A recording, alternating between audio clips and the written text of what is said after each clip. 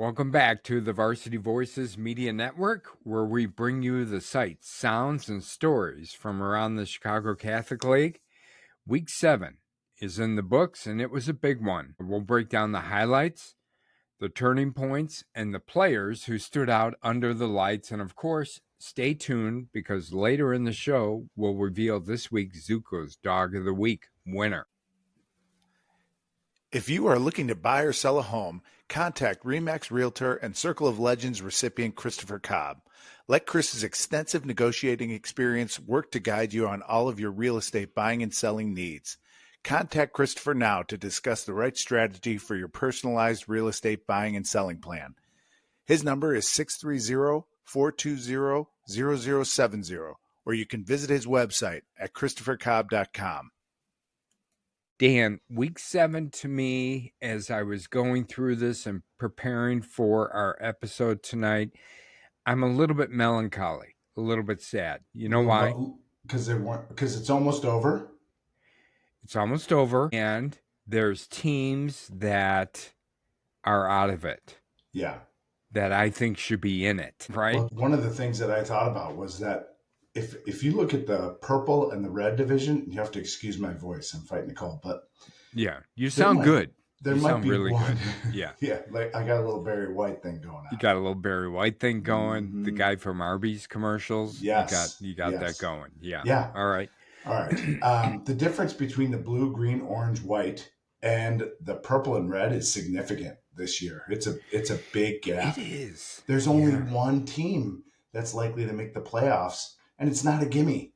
St. Pat's is 4-3 with I don't know if it's like St. Rita or and St. Viator left on the schedule. So don't, it's not like anything. They have any layups. St. Viator struggled, but still not a layup by any means. Yeah, and for sure. So I mean that gap, and you see it in the scores this week about just how big it is. That was one of my takeaways, as well as reading in preparing for this episode. If I read it once, I read it 5 times. The word decimated. Injuries decimated. Yes, it's a decimation weekend. Yes. Yeah.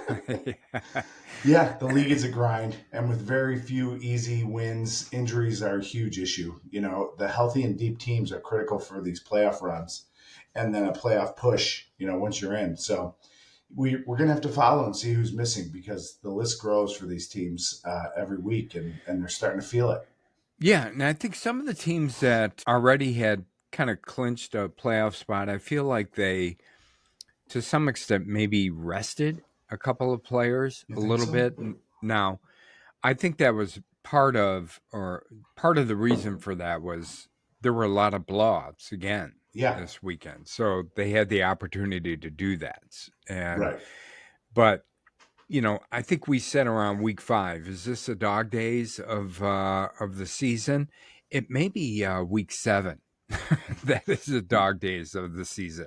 Yeah, well, it'll be good when, you know, I think this week is another inter-division round. Whatever you say. Yeah, and then the final week they're back in there with their final divisions. There's some rivalry games, so it'll pick up. But we'll have to see how it looks this week.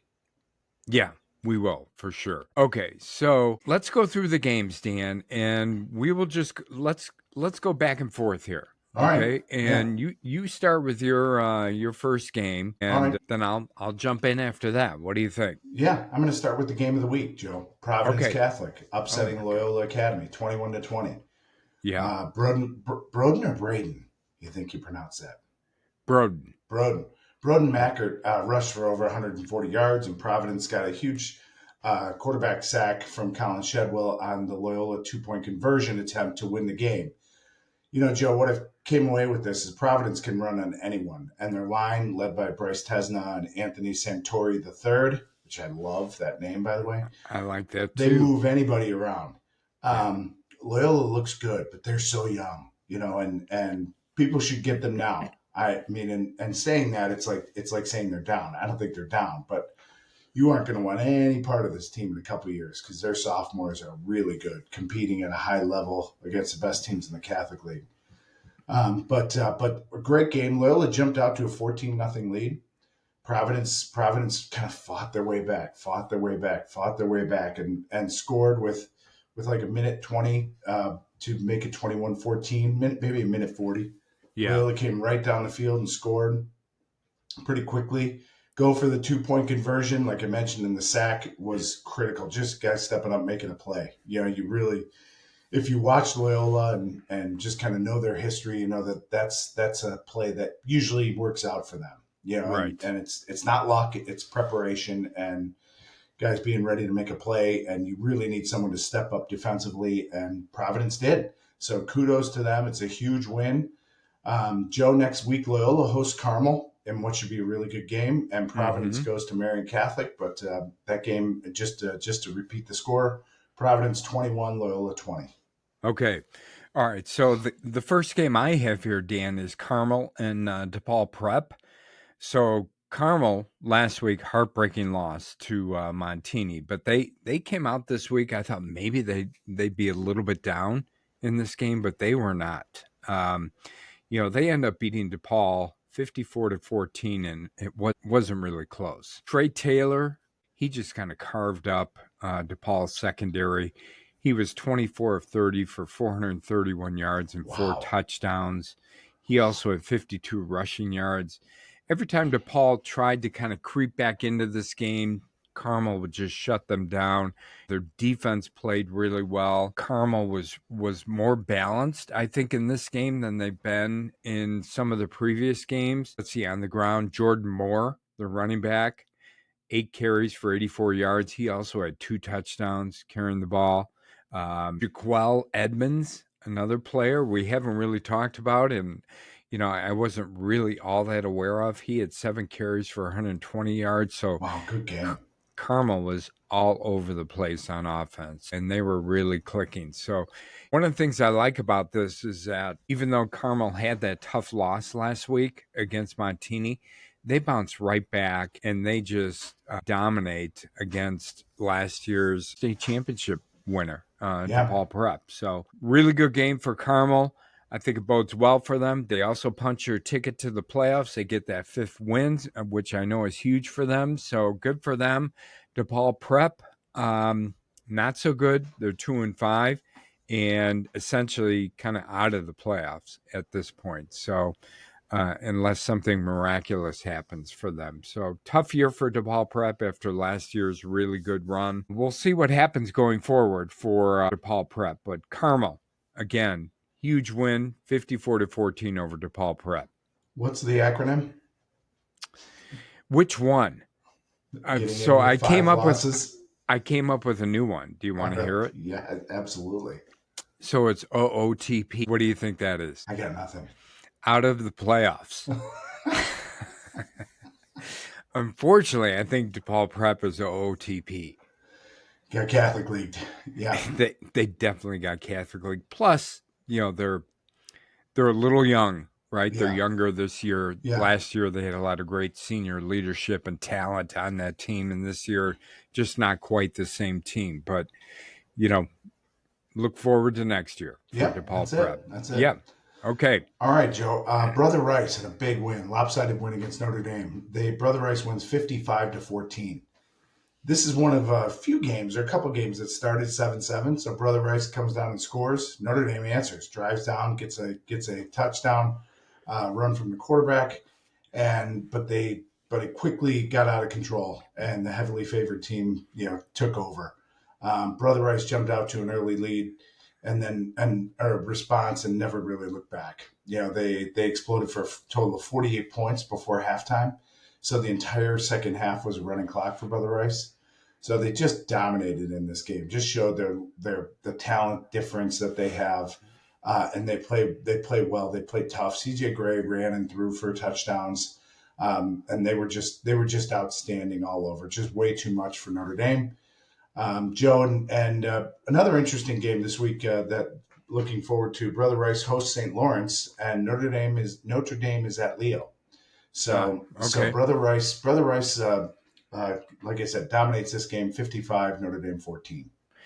So Notre Dame, how many wins do they have? Do you know their record, Dan? I think they're. Do they have 4? 4-3 or 2? Okay. Oh, Notre Dame, you're right. They're Yeah. 2-5. I was Yeah. thinking of St. Pat's, actually. Yeah, they're 4-3. So, Okay. and then Brother Rice, obviously 6-1. Yeah. All right. Okay, good. The next game I have is IC and Marmion. And, IC came out in this game and they really kind of dominated from their first possession, and they never let it go after that. They had a great rushing attack this week. Over the last 6 weeks, Nate Lang has really produced the majority of their offense, and he's done a really good job, whether it's throwing or rushing the ball. But this week they got a player back who I think has been injured for the first 6 games of the season. That's Jacoby Baldwin. He's a running back for them, and he had 122 yards rushing and 3 touchdowns. So, Wow. yeah, that's like adding a free agent in the middle of the year. Right? He's a freshman too, right, Joe? I think he might be a freshman as well. I wonder if he's been playing down or if he has been hurt. But yeah, supposedly he's been hurt. So, and from a rushing standpoint, I think IC had over 269 yards on the ground. Now, Nate Lang had a good game as well.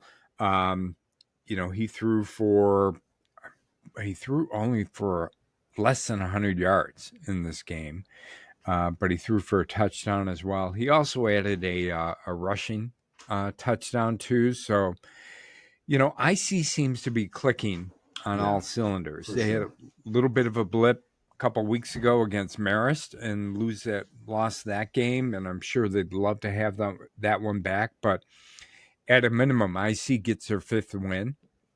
They go to 5-2.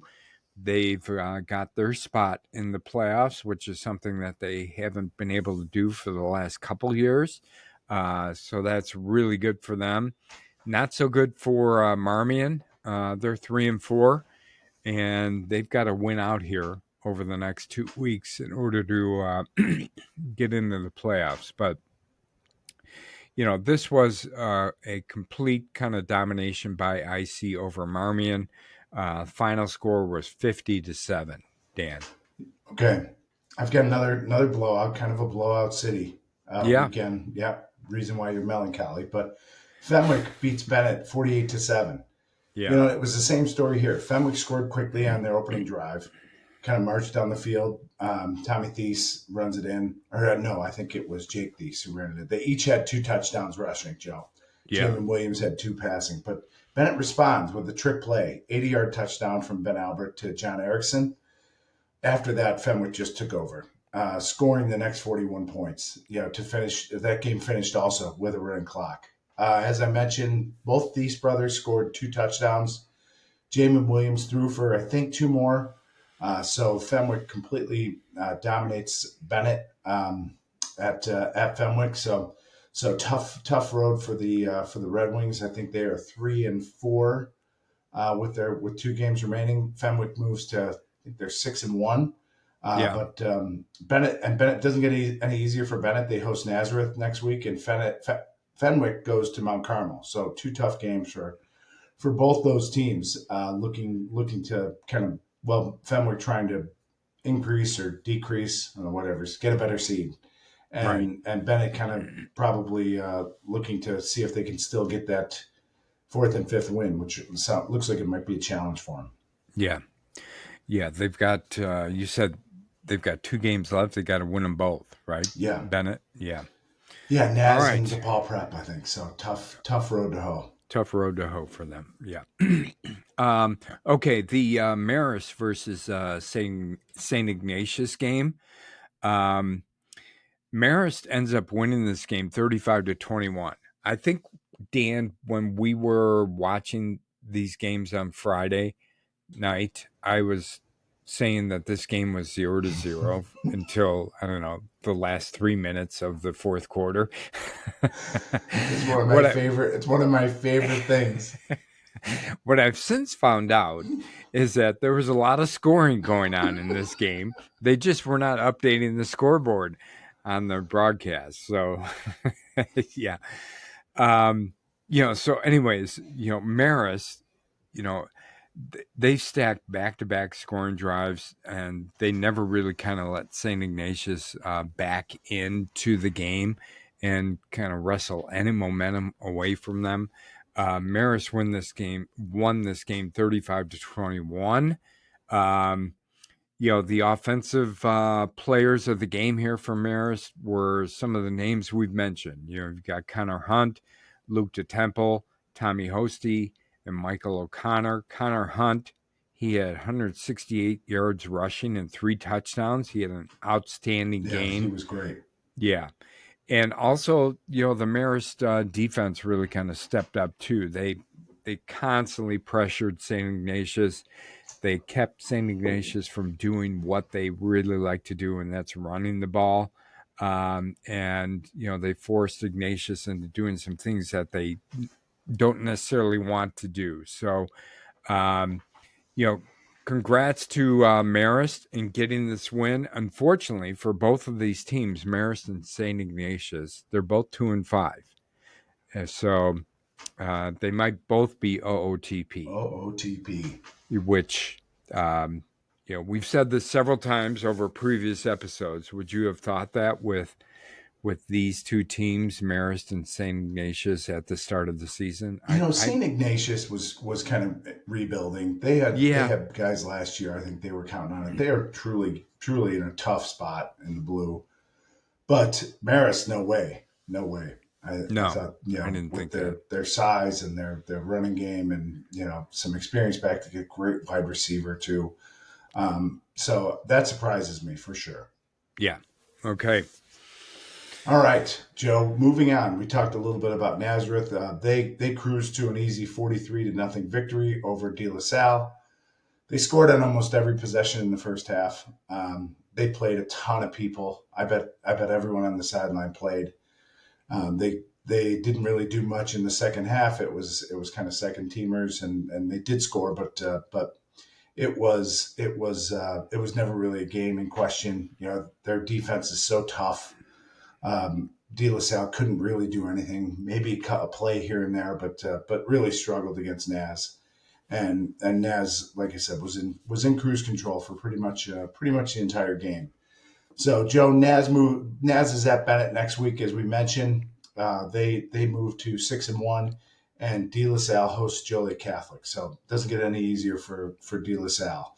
Right. They've got they're getting through it though. So that's a big thing. The future is going to be brighter for them having gone through this. I know it doesn't feel that way, and I feel bad for the seniors, but they're making it through. So. Yeah. Naz, again, the score, Joe, Nazareth 43, De La Salle 0. Okay. All right. So the Mount Carmel Joliet Catholic game, we talked about in our prognosticus episode that, in previous years, this would have been, one of the big games for everyone to be watching in the entire state of Illinois. This year, a little bit different. Just because Joliet Catholic, you mentioned some of the other teams or schools that maybe are in kind of a rebuild mode. I feel like Joliet Catholic is there as well. But the stat line kind of tells the story for this game. The quarterback for Mount Carmel, Emmett Dowling, he was 13 of 39. Not a great completion percentage. Not super efficient, but they just chuck it deep. But 329 yards and four touchdown passes. Plus, he rushed for another touchdown. Marshawn Thornton had 4 catches for 93 yards and 2 touchdowns. Jamari Brown, 6 catches for 86 yards, a touchdown. Gavin Kanyar, 2 catches for 41 yards and a touchdown. That I think tells the whole story. And Joliet Catholic, even though I was watching this game on Friday night, and the first quarter was close. Joliet Catholic was able to score, march a ball down and score, tie the score at 7-7 with Mount Carmel, but then it was all Mount Carmel after that. So, the final score in this game was Mount Carmel 35, Joliet Catholic 7. Mount Carmel moves to 7-0. 7-0, undefeated. Joliet Catholic 2-5, and most likely OOTP, unfortunately. Wow. So Unreal. Yeah, we wouldn't that's have thought crazy. that either, right? Nope. No matter rebuild, nothing, whatever. Right. Just some tough scheduling, tough non-conference games against really good teams. So Yeah. tough year for JCA. Okay. All right, Joe, my last game. Another pretty good game. The score is not indicative of how close it was. St. Yeah. Lawrence beats St. Pat's 35-19. Can I just say Corey Less is just a stud Yeah. on Go both ahead and sides of the say it. ball. I mean, he's one of these guys that jumps out when you're watching their games. He's in the backfield. He's playing receiver. He wears number 80. So it looks weird when he carries the ball as a running back or he's playing like safety position. But this league has a lot of tough kids, but he's as tough as anyone in the league. The way he runs, the way he plays. And, St. Lawrence jumped out to a lead. It looked like, I don't know if it was 21-0 or 21-7, but it looked like they were going to pull away. St. Pat's fought back second half, touchdown pass, another touchdown run, several stops, fourth down stops. So they played really well. St. Lawrence scored late to make it 35, but it was 28-19. St. Pat's had an opportunity to score late in that game to make it 28, would have been 28, 27 or 8. They were right there, but turned the ball over, and St. Lawrence came down and scored. 60-yard run. Yeah, they had that took them right down there. So it was St. Lawrence moving to 5-2, I believe, and St. Pat's drops to 4-3. But the final again, St. Lawrence 35, St. Pat's 19. Yeah, so St. Lawrence back in the playoffs. Yeah. I'm sure that's huge for first-year coach Swanson, right? And St. Pat's, 2 games left, 4 wins. They've got to get 1 win here in these next 2 games. Yeah, my surprise team. They've got to come through for me. Yeah. Although it's all about me and us. It is all about you. But you said they were going to win the division, right? You didn't necessarily say they were going to make the playoffs. Well, if you win the division, I guess you could go 0 for everything else. But yeah, they could win the division. No, yeah. I guess they could win the division and not make the playoffs. There is that scenario. Could. Yeah, there is. Yeah, so it's not a good scenario. No, it's not one that they're probably not one that they want. Right. Yeah. But they've got some work to do. So they, like I said, St. Rita, who's fighting for their lives, and then St. Viator, who's playing for pride. Right. Okay. All right. The other game I have here, Dan, is St. Francis and Marmion Catholic. So, I watched this game, and this game started a little earlier than the other games. And, the score here, I don't think was indicative of how how Marmion Catholic actually played in this game. I was impressed with their offense and what they were able to do on offense, but they just did not have quite enough to hang with St. Francis over the course of 4 quarters. So St. Francis wins this game 42-20. And they just kind of wore down Marmion Central. Marmion Central, Owen Askren. Marmion Catholic, I'm sorry. Yeah, Marmion Catholic. Owen Askren, really good game at quarterback for Marmion Catholic.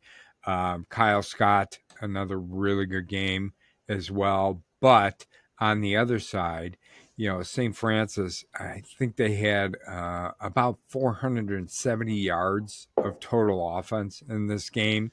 Yeah. They rushed for 172 yards. They threw for 296 yards, spread the ball around. They look really good, after that tough loss last week that they had to IC. So, I think St. Francis was able to right the ship and right it pretty quickly in 1 week, as far as against Marmion Catholic here. And St. Francis picks up their 5th win and gets their playoff berth. Marmion goes to 2-5 and is probably OOTP at this point. But I think the future looks pretty good for Marmion. I think St. Francis got themselves back on track here and, really trying to put together some momentum or get some momentum going as they go into the playoffs over these next 2 games. Yeah, if you are playing St. Francis, you better, in the playoffs, you better be, I guess the last 2 games, you better be ready to score some points. Oh, Because you've they got can to. score on anybody, Yeah. it feels like. Yeah. I mean, even in their loss, I can't remember what the final was against IC. I think they lost by a couple of points. 35-31? I don't know. Something I like can't that. remember. But Anyways, anyway, yeah. their offense is outstanding, and they are teams better be ready to score, or you better have a hellacious defense. That can stop the pass because they are really, really good. Yeah, I'm not sure what class they're going to end up in the playoffs, St. Francis, but 5A? we'll see. I think it's Maybe probably likely. 5A. Yeah, Probably. yeah. They're probably the favorite, I would think, going in. You would think in 5A they would be the favorite for sure. We'll see what our guy Susie has this week. Right. We'll be monitoring him very closely. Yeah, as everyone is these days. Right. So you don't have any more games, right? No, that's it. All right, I've got one more. Okay. I've got St. Rita and Leo. So St. Rita, they end up beating Leo 52-7. But one of the interesting things I saw in this game, and I really like what Leo is doing, Dan, this year. I know they're outmanned, they're outnumbered, all of those things, but I think Coach Hopkins really has them on the right path here. They actually scored the first touchdown in this game and went up 7-0 over St. Rita. But once that was over, St. Rita just dominated from there on out. Stephen Armbruster had a good game. Walter Jones, a couple of touchdowns in this game. Armbruster ran for a couple of touchdowns as well. So, St. Rita, really kind of picked it up in this game and just dominated Leo, over the course of the 4 quarters. So, that is something that Rita really needed because it brings them to 3-4. Leo is 3-4 as well, but Rita still got a shot here at the playoffs. They've got to win out over the next 2 games. Leo as well, if they want to get into the playoffs, which they have not done in a long time. But we'll see how this goes. Rita's had a bit of a down year as far as we're concerned, and what they're normally used to. But this was a really good game for them. I feel like they got their offense really on track, against Leo here, and hopefully they can take that into the next 2 games and get 2 wins here and sneak into the playoffs. Okay, yeah, Joe, I screwed up. I do have one more game. All right, let me hear it. Sorry, I'm going to blame it on the cold. Yeah. Montini rolled over St. Viator, 49-3. Yeah. So yeah, it was a tough night for St. Viator. Sounds like they're banged up, decimated, and and Montini was just clicking on all cylinders. Izzy Abrams finished 14 of 18 with 231 yards and 3 touchdowns. He ran for a touchdown. They had touchdowns from Luca Florio, Nico Castaldo, Damasio Ortegon. The regular cast of characters that scores for Montini. St. Viator couldn't really put much together other than a field goal from Alex Nimick. But it sounds like Viator, like I said, they're having a tough time with injuries. We'll see what they can do these final 2 weeks. They are OOTP. And all right, good. So you're on board with that. Yep, Good. Yep. Tough year for St. Viator and Coach Gold. They sit at 1-6 and they host IC next week. So tough road to hoe for St. Viator, but they can look forward and have some positives to build on for next year. Yeah, I saw Coach Gold. He was quoted in a couple of publications that, you know, and he admits we're in a bit of a rebuilding mode. We're getting my system and processes kind of put in place, and it's going to take a little bit of time. And, you know, and unfortunately, they're in the Chicago Catholic League, right?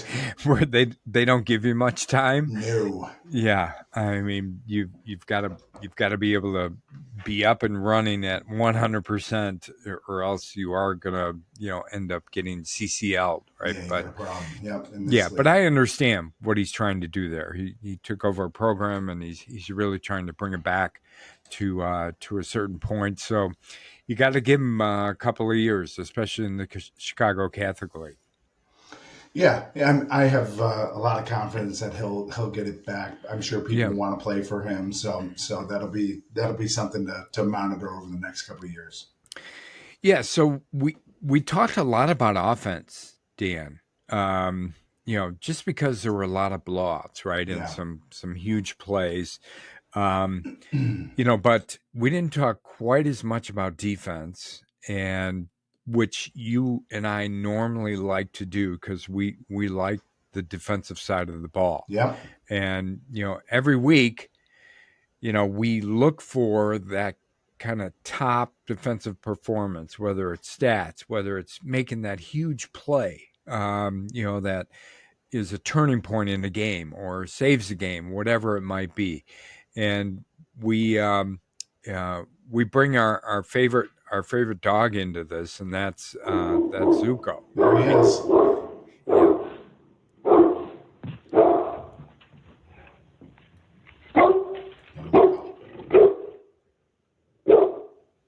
Yeah, I always want to wait for the growl. There it is. There's our boy. Yeah, keep those Zuko. Squirrels at bay. Right, the squirrels. Anyways, there were some, even though we hadn't talked all that much about defense throughout this recap, there were some really good performances. And, why don't you cover that, Dan, and tell people why we like to award the Zuko's Dog of the Week winner every week? Well, Zuko's Dog of the Week goes to that player that jumped off the film. And plays with tenacity, makes a big play when it's needed. Is a guy that's there week in and week out, relentless attitude. So all those things that go into being Zuko's Dog of the Week. I mentioned some of these guys already, Joe. Corey Les, I just love watching play. He's an animal on both sides of the ball. And refuses to go down from the tailback position. I know it's a defensive award, but he's both sides of the ball. Impacting the game all the time. He is really, really fun to watch. Yeah, Santino. Well, go ahead. I was going to say he's relentless. Yeah, he's relentless. So doesn't matter where he's at on the field, what side of the ball he's on, whether offense or defense. He is relentless, like Zuko. Yeah, and he jumps out no matter what the play is. It seems like every other play, he is having an impact. So he's the perfect guy and a worthy member of the Dog Pound this week. Next guy should just build a dog house in the Dog Pound. Santino Tenuta from Montini. He's a guy that we talk about it being not necessarily stat driven, but he fills up the stat line. He really does. Every week, passes broken up, interception, a sack, couple tackles for loss. He's just all over the place, and he's going to be really fun to watch in the playoffs. I can't wait to see that. We talk a lot about Montini's offense, deservingly so, but Santino Tenuta leads that defense, and he is like I said, he is a worthy member and someone who's got property. Seems to be staked his place in the Dog Pound. Yeah, we may have to start giving. I like the dog tags that we give. Maybe we need to start bringing dog houses. Right. You can bring the dog house. You get the Varsity Voices trailer. Get the Varsity Voices trailer. Yeah. And they could put it on, next to their practice field or something. We'll have to call our advertisers. I love it. We're bumping it up. All right, go ahead. All right. Joe, the next one is Donnell Salas from IC. Pick 6 this week. A guy we haven't talked about this week, but Big play, kind of they're a fun defense to watch. I talk about, some defenses being swarmy and ferocious. I see it Yeah. as that. They are really fun to watch play defense. They get after it, so Donnell Salas with a pick six, that's a result of kind of how they play. So good for him for this week being in the dog pound. But our winner, unless you have anyone else, Joe. Do you have anyone No, else? the only other one I had, Dan, and it was Sean Rice from St. Lawrence. Yeah. They moved him to linebacker this year. I think it was defensive end last year. And he's one of those players who's been all over the field, making plays, whether it's interceptions, sacks, tackles for loss. Yeah. He is a consistent, defensive performer at a high level. Yeah, so he's an underclassman too, I think. he is. I think he's Yeah. only a junior. So, Oof. yeah. Anyways, he's the only other one that I think is worthy of the dog pound. All right, good. I'm glad you brought him up. But our winner this week of Zuko's Dog of the Week goes to Colin Shedwell, which is an awesome name for a linebacker, right? I think if I were him, I would change it to Shedwell. Right? Because you want a linebacker that sheds a block? Yeah. Yes. So if he could just change his name for us, that'd be awesome. He'd be in the dog pound every week. Colin Shedwell, outside linebacker for Providence. Joe, I talked about it before. That play at the end of the game where Loyola scores and they're going for 2 to win the game. It is a play that Loyola, has made and has done those types of things. You read about it and you're like, yep, that's Loyola. And defensively, when you're there, you're like, you want someone to rise up. I used to scream that all the time on defense, to the players, rise up and make a play.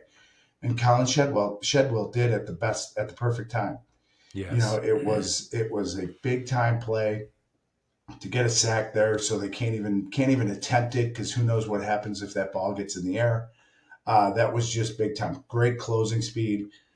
Really, really got after it, made sure the quarterback, Matt Lee, went down. So it was the play of the week in the game of the week in the Catholic League. So for that reason, Colin Shedwell from Providence Catholic, outside linebacker, this week's Zuko's Dog of the Week. Well done, Colin. Got some dog tags coming your way. Yes. Yeah. Well done for sure. And I remember when you were coaching, Dan, and, I dipped my toe in the coaching world as well. And we would say something along the lines of yelling from the sidelines, somebody make a play. Yeah. Right? Yes. And you know what? Colin Shedwell, he stepped up and he made a play at the most important point of the game. Yeah. That is not something that happens all that often, right? Yeah, and it's huge. It's huge. Right. And it's not a non-conference game either or anything. No. It's to beat Loyola. It's a signature win. Yeah. Signature win for Providence. Statement win, signature win, whatever you want to call it. Yeah. They needed it, did that make them 5-2? Yes. So they were a team that got CCL'd last year, probably good enough to be in the playoffs. Yeah. They, I think, might be 5A too. So they could have a nice run in the playoffs. We'll see. I don't know if they're 5 or 6, but plays like that are what gets it done. Who knows what happens if it doesn't get done? So that's awesome, and congratulations to Colin. Yes, congratulations, Colin. All right, so that's a wrap on our Week 7 recap here, plus our Zuko's Dog of the Week. We saw and talked about some statement wins, some outstanding performances, and the kind of Friday Night Lights that make the Chicago Catholic League football special every fall. Congratulations again to our Zuko's Dog of the Week winner, Colin Shedwell, for an outstanding performance. Don't forget to check out our upcoming Prognosticus episode this week, where we'll look ahead to Week 8 matchups and make our predictions. Until then, make sure to like, follow, and subscribe to us. And thanks for listening. And thanks for supporting high school athletics. And remember, the Varsity Voices is right here.